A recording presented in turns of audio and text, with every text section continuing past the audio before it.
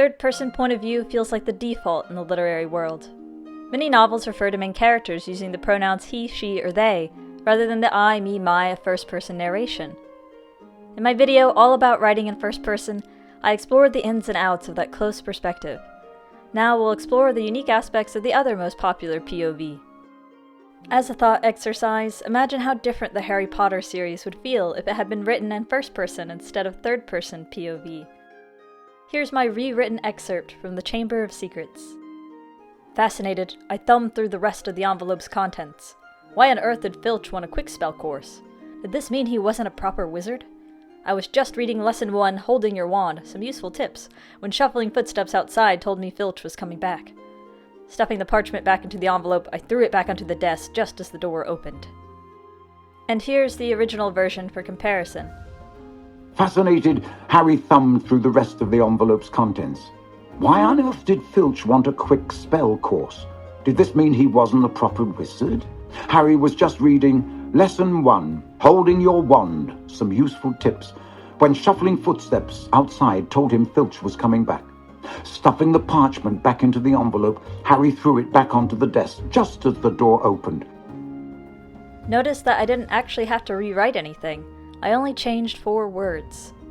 Whereas first person involves immersing yourself in one individual voice, third person allows for varying degrees of narrative distance, also known as psychic distance. That is, how close the reader is to the character's thoughts. These levels of narrative distance give rise to different classifications of third person, namely limited and omniscient. In the Chamber of Secrets passage, we're very close to Harry's thoughts. With third person limited, you're hovering over one character's shoulder throughout the story. It's similar to first person in that the reader is given access to the character's innermost thoughts. We're limited to that perspective for that given scene. That character serves as an anchor, grounding the reader in the story. Even though there is no I involved, the character's opinions can intrude on the writing style, in what is known as free and direct discourse. This is when the language of the narration takes on the voice of the character.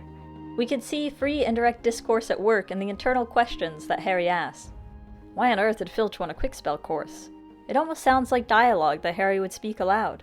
The thought is phrased in his voice, despite the fact that the author is narrating. So why would a writer use third person limited instead of first when they're so similar? The answer is flexibility and tone. You see, Harry Potter isn't only written in third person limited, it slips into moments that feel more like third person omniscient. With omniscient, the audience is watching the events unfold from an aerial view. Omniscient comes from a word that means all-knowing in Latin. The author and reader become godlike figures, able to see what every character is doing at any point, past, present, or future. The Harry Potter series zooms out onto other scenes. In the Filch passage, first person doesn't sound too strange when we're limited to Harry's perspective, but when the camera shifts to omniscient, it doesn't quite fit.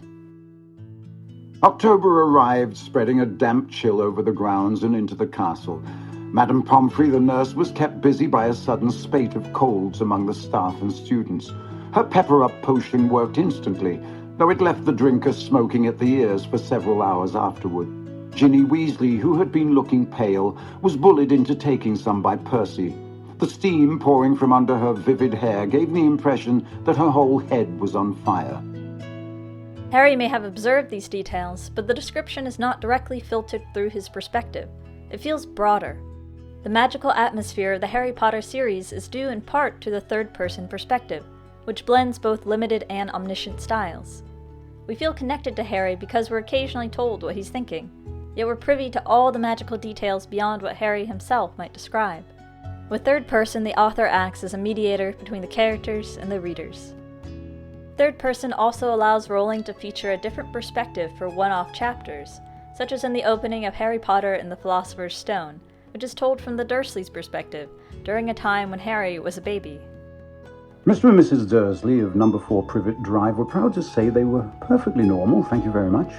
They were the last people you'd expect to be involved in anything strange or mysterious, because they just didn't hold with such nonsense.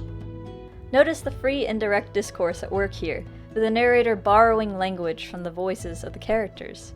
Perfectly normal, thank you very much. They just didn't hold with such nonsense.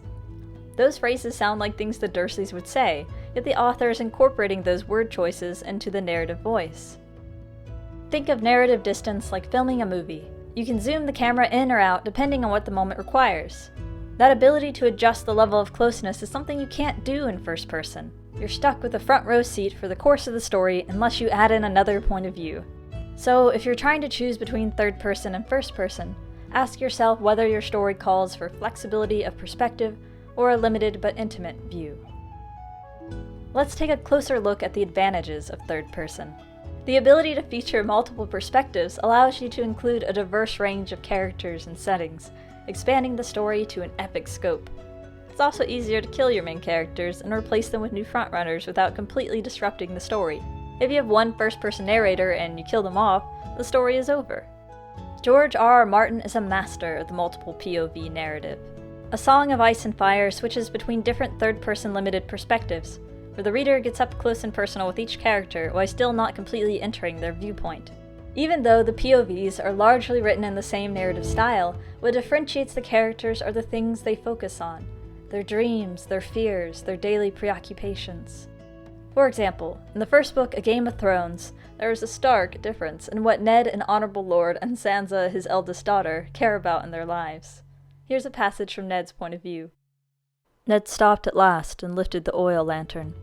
The crypt continued on into the darkness ahead of them, but beyond this point the tombs were empty and unsealed, black holes waiting for their dead, waiting for him and his children. Ned did not like to think on that. And here's what Sansa, an 11-year-old girl, is thinking about. Sansa knew all about the sorts of people Arya liked to talk to: squires and grooms and serving girls, old men and naked children, rough-spoken free riders of uncertain birth. Arya would make friends with anybody. This Micah was the worst. A butcher's boy, 13 and wild, he slept in the meat wagon and smelled of the slaughtering block. Just the sight of him was enough to make Sansa feel sick, but Arya seemed to prefer his company to hers. Ned, being an older man and a father, has passing thoughts about his mortality and his children, with the crypt setting contributing to that. Sansa, on the other hand, is concerned about social status, friendships, and boys. What's more, each perspective adds something new to the story. In A Game of Thrones, there are 8 POVs total, and they provide a window into the different sides of the Stark versus Lannister conflict, with a couple of the perspectives being separate from the main storyline but still related. In addition, multiple points of view allow for variety in terms of gender, age, and personality. By viewing the drama from contrasting angles, the reader realizes that no one side is all good, although some may be pretty close to all bad, because everybody's flaws are on the table. Martin is savvy enough to make you root for players on every side, even though if you put your favorite characters together, they'd kill each other. A Song of Ice and Fire could not be told in first person because one protagonist, or even multiple first-person protagonists, would be severely limited in what they could see and experience in the story world. Third person allows for character exploration on an epic scale. Multiple POV stories let the writer switch between events as they're happening. This builds suspense by showing readers both sides of the plot. Even if you know the characters' plans, you don't know how they're going to turn out. That sense of dramatic irony is a delightful part of writing in third person. If the reader has information that a character doesn't, whether gained from the omniscient narrator or from another character's perspective, that creates tension. Like seeing a snake enter a tiger's cage, we feel the anticipation of drama, and it compels us to pay attention. Dramatic irony is often used in stage plays, such as Shakespeare's Macbeth. When King Duncan decides to trust Macbeth, the audience already knows that Macbeth plans to kill him. In her fantasy novel Vicious, V. Schwab employs dramatic irony through multiple third-person limited POVs. One is Victor, our anchor character, introduced first and sort of portrayed as the lesser of two evils, although he's not a good guy either. His antagonist is Eli, the holier-than-thou crusader type. The two friends-turned-enemies are bent on killing each other. Because the reader has access to both their perspectives, we can see when one has the upper hand and the other doesn't know it. We can also witness them crossing paths, yet not realizing it. Victor and Eli end up staying in the same hotel, unbeknownst to each other. There's even a moment when Eli eyes one of Victor's associates, whom the reader recognizes from his description, but Eli has no clue that his enemy is nearer than he thinks. Using dramatic irony can be like sharing an inside joke with the reader. From a style perspective, third person also allows your narrative voice as the author to shine through. You can play with your prose without being accused of speaking for your characters. In his Pulitzer Prize-winning novel, All the Light We Cannot See, Anthony Doerr uses third-person Omniscient to follow two characters, and his lyrical style remains consistent throughout. The first sentences of each perspective introduce the two characters in a parallel fashion. This is how the female protagonist is introduced. In a corner of the city, inside a tall, narrow house at number 4 Rue Vauberel, on the 6th and highest floor, a sightless 16-year-old named Marie-Laure Leblanc kneels over a low table covered entirely with a model. And this is the male protagonist. 5 streets to the north, a white-haired 18-year-old German private named Werner Pfennig wakes to a faint staccato hum, little more than a purr, flies tapping at a far-off window pane. The author can quickly convey the characters' backgrounds as a way to introduce them to the reader. Physical descriptions are also easier to state in third person. A first-person narrator wouldn't be likely to say, "I'm a white-haired 18-year-old German private." Likewise, Werner doesn't know he's 5 streets to the north of Marie-Laure. The omniscient narrator is providing that information.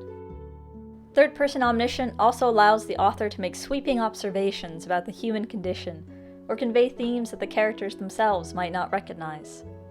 Anthony Doerr can write in his own poetic style because he's not constrained by character voice. We all come into existence as a single cell, smaller than a speck of dust, much smaller. Divide, multiply, add, and subtract. Matter changes hands. Atoms flow in and out. Molecules pivot. Proteins stitch together. Mitochondria send out their oxidative dictates. We begin as a microscopic electrical swarm. The lungs, the brain, the heart.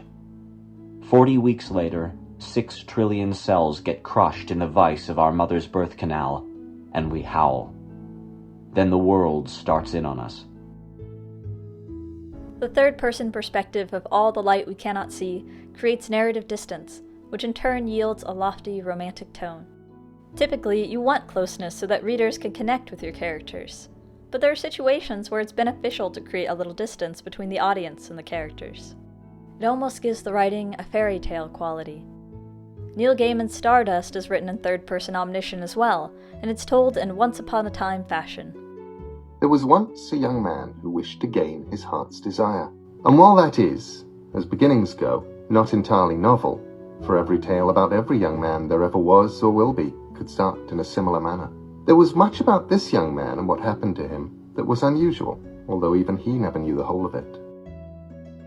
As with using multiple perspectives, third-person Omniscient makes it easier for the action to jump between time frames and locations.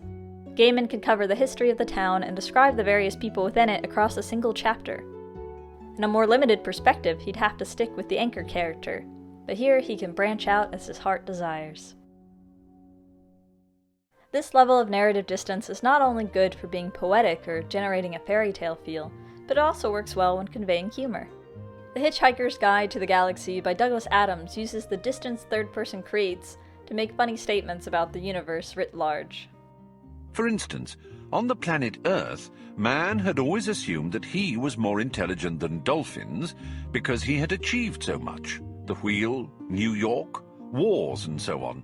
While all the dolphins had ever done was muck about in the water having a good time. But conversely, the dolphins had always believed that they were far more intelligent than man, for precisely the same reasons. Because the narrator is all-knowing, they have access to information no character would, including the thoughts of dolphins. Hence, humor is born through the matter-of-fact tone and the narrator's awareness of what everyone and everything is thinking. In this way, the author can turn the third-person narrator into a character themselves, with a distinct voice and personality. Those are some advantages of third person.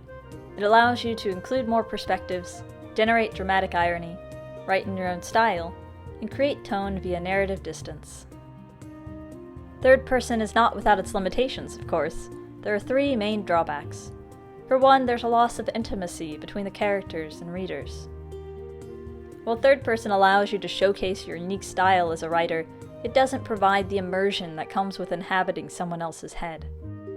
That doesn't mean readers won't feel attached to the characters in a third-person story, but writers might have to work harder to forge and maintain an emotional connection with the audience. And if the reader can't connect with the characters, then they'll have a hard time caring about what happens in the story. You can convey a character's personality through actions and dialogue, as well as descriptions of their desires within the narrative. In Frances Harding's The Lie Tree, which is told in third-person limited, the protagonist's defining feature is her hunger for knowledge. However, Harding doesn't simply state Faith was a curious girl. Instead, she shows that curiosity through hypothetical examples. It was the unexpected opportunities that she found hardest to resist. An unattended envelope with a letter peeping out, clean and tantalizing. An unlocked door. A careless conversation, unheeding of eavesdroppers. There was a hunger in her, and girls were not supposed to be hungry. They were supposed to nibble sparingly when at table, and their minds were supposed to be satisfied with a slim diet too. A few stale lessons from tired governesses, dull walks, unthinking pastimes. But it was not enough. All knowledge, any knowledge, called to faith, and there was a delicious, poisonous pleasure in stealing it unseen. To create emotional connection in third person, you can use narrative flair that describes the nuances of the character's inner life. We've talked about multiple perspectives being an advantage, but it's also another downside of third person. It can be overwhelming to write and read stories where you have to keep track of too many POV characters. Any book can feature too many characters, but since third person lends itself to creating more perspectives, it's more at risk of becoming confusing. It can also result in unnecessary chapters where one character's story drags down the pacing of the entire novel, or the author repeats events from another character's perspective without adding any new information for the reader. Thus, it's important that each POV character has a distinctive identity, such as a blind French girl or a German soldier, and moves the plot forward in some way. When a writer is including multiple viewpoints, the story might balloon to a 500,000-word doorstopper, given all the additional subplots tied to these secondary characters. It also presents the writer with many creative avenues to choose from, which can be paralyzing. This is easy enough to prevent. Just choose an anchor character and let them guide the main plot. In the TV show Lost, even though each episode shifts to a different focal character, the series always comes back to Jack, whom we started with. Before you begin writing, identify the story's most essential POVs and cut any superfluous perspectives. Finally, we have the danger of head hopping. This is when a writer switches between multiple characters' thoughts within the same scene. Say that a whole scene is happening from the perspective of our main character, Bob, as he's talking to his love interest, Mary. But then this happens. "Hello, Mary," Bob said. He shifted from foot to foot, working up the nerve to ask her on a stroll. Perhaps he'd even hold her hand. Mary glanced at him. "What is it?" She hoped he wouldn't try to invite her on another endlessly boring walk through the gardens.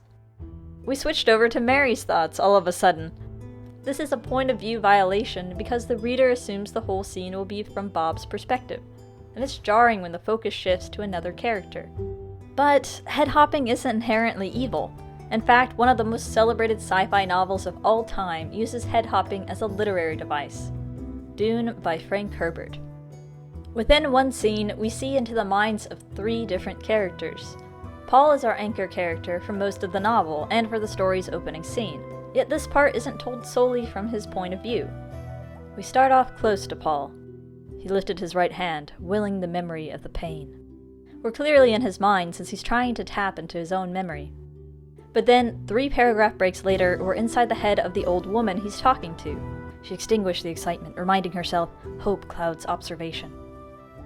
And then, on the same page, Paul's mother, Lady Jessica, arrives and it switches over to her. The door felt hard and real against her back. Everything in the room was immediate and pressing against her senses. Then the scene switches back to Paul. He wanted to get away alone and think his experience through, but knew he could not leave until he was dismissed. Some might call this third person omniscient, which it is. But that doesn't really distinguish it from head hopping, since most of the scene is from Paul's POV, yet we occasionally dip into the thoughts of these other characters. To prevent confusion, Herbert signals the shift to the reader with a paragraph break. He states the character's name and usually includes a bit of italicized thought. The advantage of such head hopping is that the reader receives different characters' reactions in real time. This is critical in suspenseful scenes, because the author can show what information each character knows, or doesn't. Granted, Dune was published in 1965, and publishing tastes have changed since then.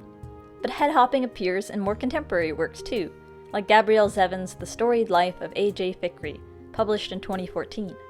Even so, be careful about switching perspectives in the middle of a scene. There needs to be a clear marker of the shift, and it's easier to pull off if your novel feels omniscient from the start, rather than having a tight, third-person limited POV with one character. Head hopping isn't as amateurish as some make it out to be.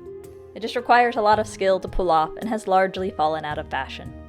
As a rule of thumb, stick to one POV per scene or chapter. If you choose to write in third person, be aware of that potential loss of emotional connection, the overwhelming nature of multiple viewpoints in both writing and reading, and the danger of head hopping. A side note about third person present tense. Although it's not as marketable as past tense, it's not entirely uncommon. In this style, you'll see sentences like, "The painting is stolen the same week the Russians put a dog into space." That's the first line of Dominic Smith's The Last Painting of Sarah DeVos. All the light we cannot see is written in third person present too, and you might not have even noticed earlier. Like in a movie or screenplay, you're watching the action unfold before you.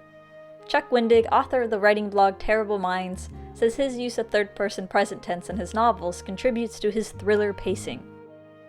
It lets me write a story that feels all the more dangerous because its outcome isn't set. By making it now instead of in history, it becomes a living document. It's an evolving narrative. As such, it lends itself to urgency. And you read less to find out what happened and more to find out what's going to happen next. Every page feels like it exists only because you turn it. Less an excavation in an archive and more an act of shared narrative creation. The reader makes the story happen just by reading. Wendig captures the reading experience in a succinct sentence. It's not like looking at a painting, but rather like watching someone paint. I've linked his article in the video description. In an interview for The Guardian, Kevin Barry, author of Beetlebone, similarly commented, "I think it is a case of trying to plant a voice inside the reader's head, to make him or her hear the words as they read them, to make them read with their ears, essentially. You're aiming to mesmerize, and for me that's the quality that the best fiction has. It's a mesmeric force." See how you feel about the effect in Hilary Mantel's Wolf Hall, winner of the Man Booker Prize. It knocks the last breath out of him. He thinks it may be his last. His forehead returns to the ground. He lies waiting for Walter to jump on him. The dog, Bella, is barking, shut away in an outhouse. I'll miss my dog, he thinks. The yard smells of beer and blood. Someone is shouting down on the riverbank. Nothing hurts, or perhaps it's that everything hurts, because there is no separate pain that he can pick out. But the cold strikes him just in one place, just through the cheekbone as it rests on the cobbles. If the style appeals to you and that feeling is what you're aiming for, give it a try. As John Updike said of his novel Rabbit Run, "I don't know if it is clear to the reader as it is to the person writing, but there are kinds of poetry, kinds of music you can strike off in the present tense." At the start of every new project, a writer must ask themselves, what point of view do I want to use? I've often wondered whether first or third person is more common in novels, but I haven't been able to find any solid statistics. So I conducted an informal experiment. I picked 10 random novels from my bookshelf. When it came to point of view, the selection was split down the middle. Half were predominantly told in third person, and the other half in first. Certain POVs are more popular in certain genres. It seems like more YA fantasies written in first person, and more literary fiction in third person. Third-person omniscient has fallen out of favor across the board in recent decades, with contemporary authors preferring the emotional closeness of third-person limited. But when choosing your POV, don't worry about what will sell. Instead, consider the demands of the story. Ask yourself a few questions. Whose perspective is needed to tell this story? What is the tone? Can I achieve that better through a distinct first-person voice or a more distant third-person narrator? Which option am I most excited to write? As you consider third-person point of view, remember these key takeaways. When in third-person limited, see how you can borrow from the language of the character within the narrative using free and direct discourse. Even in third-person limited, the character's individual personality should come through in what they notice and think about. When using an omniscient narrator, know what tone or atmosphere you're trying to create.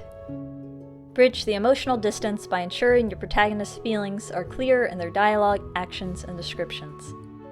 Don't get carried away when it comes to multiple viewpoints. Make sure you know where each storyline is going and what it's contributing. Avoid head-hopping and stick to one POV per scene or chapter, unless you can establish a strong omniscient narrator. Third-person present tense is an option if you want to create a feeling of constant motion.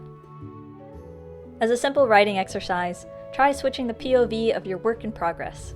Take a scene written in first or third person and flip it to the other. Reflect on the change.